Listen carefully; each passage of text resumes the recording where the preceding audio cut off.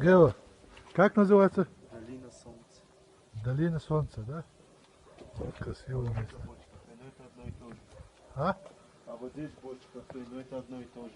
Концерты вот здесь бывают, а это здесь ресторан.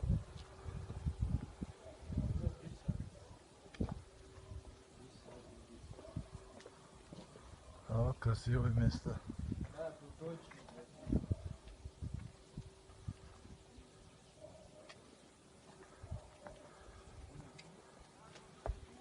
Там гостиница, снимать. А? А там у них гостиница еще. Где? Я не знаю, вот там, на той стороне. Тут вертолет у них есть, если хочешь вертолетную Здесь? прогулку тебе делают по горам, да. О, это хорошо.